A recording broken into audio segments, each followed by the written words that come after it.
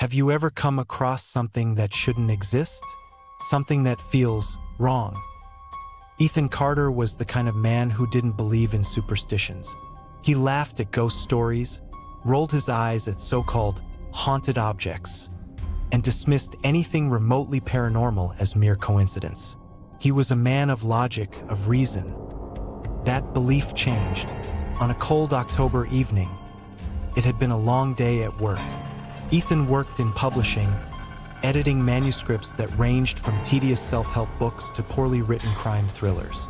His job wasn't exciting, but it paid the bills. That evening, he was walking home later than usual. The streets were quiet, a light mist settling in the air, giving everything an eerie, dreamlike quality. He took the same route home that he always did, down the main road, past the coffee shop on the corner, past the antique store with its dimly lit windows, then through the alleyway that cut between two buildings. But that night, something was different. Halfway through the alley, he noticed a small shop that hadn't been there before. It was wedged between two buildings, its wooden sign hanging slightly crooked above the door. The paint was peeling, the glass in the windows dusty. A faint golden light glowed from inside, flickering as if from candlelight. Ethan frowned. He had walked this street 100 times. He knew every shop, every corner. This store had never been here before. He stood there for a moment, debating whether or not to go in. The rational part of his mind told him it was just an old shop he had never noticed. But another part of him, a quiet but persistent voice in the back of his head, whispered that something was off. Curiosity won. The door creaked as he pushed it open. The scent of old paper and dust filled his nostrils. Inside, the shop was dimly lit, rows of wooden bookshelves stretching from floor to ceiling. The books were old, some bound in leather, others wrapped in thick cloth, their spines cracked with age. A single man sat behind the counter. He was old, frail, his skin pale and almost translucent in the dim light. His eyes, sunken and dark, followed Ethan as he stepped inside. Ethan nodded politely and walked toward the shelves. He ran his fingers along the spines, feeling the rough textures beneath his fingertips. Many of the books had no titles. Some had strange symbols etched into their covers, symbols that looked unfamiliar, almost ancient. Then, something caught his eye. A book. No, a journal. It was thick, bound in dark brown leather, its edges worn and frayed. Unlike the others, this one had writing on the cover, embossed in faded gold lettering.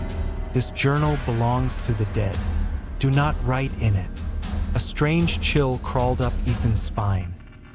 He smirked, shaking off the unease. It was just an old book, probably part of some horror-themed collection. Nothing more. He flipped it open. The pages weren't blank. They were filled with writing, neat, cursive script that covered every inch. Names, dates, descriptions of deaths. Some were tragic, car accidents, drownings, violent crimes. Others were quiet, old age, heart failure, peaceful passings in sleep. But all ended the same way. And so it was written, and so it became. Ethan frowned. Was this some kind of storytelling journal?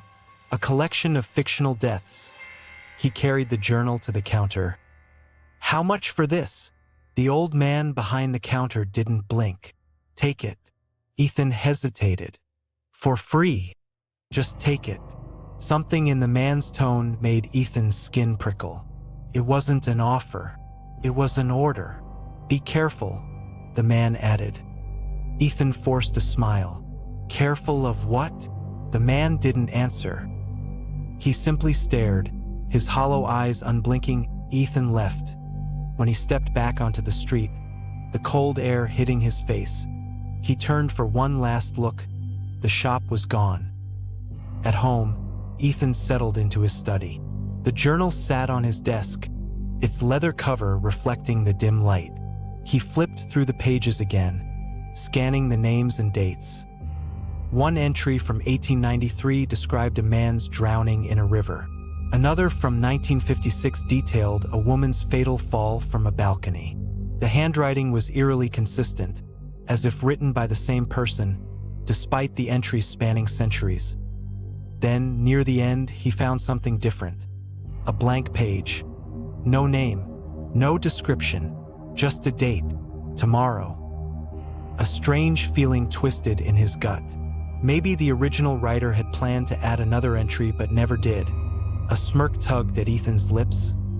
If this book is supposed to be cursed, he muttered to himself, let's see what happens.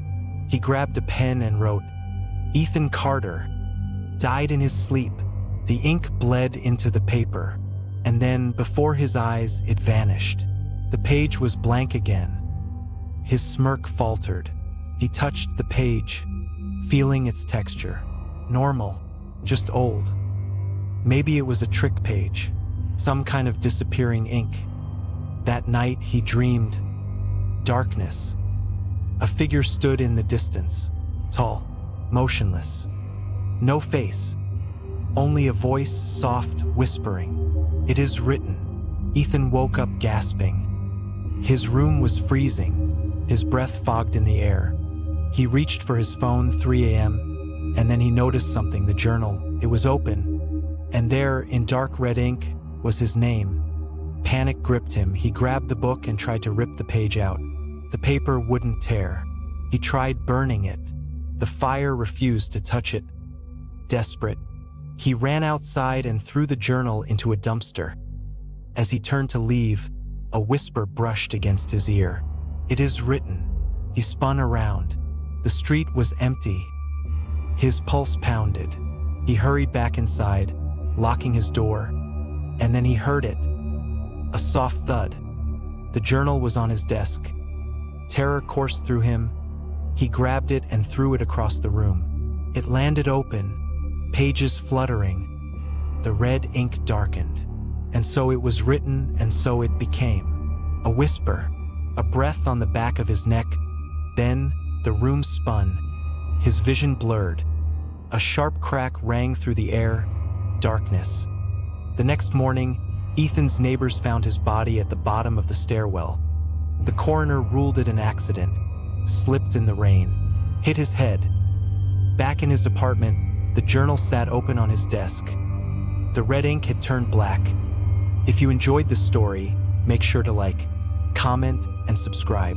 Share it with someone who loves horror. You never know what stories they might come across. Thanks for watching.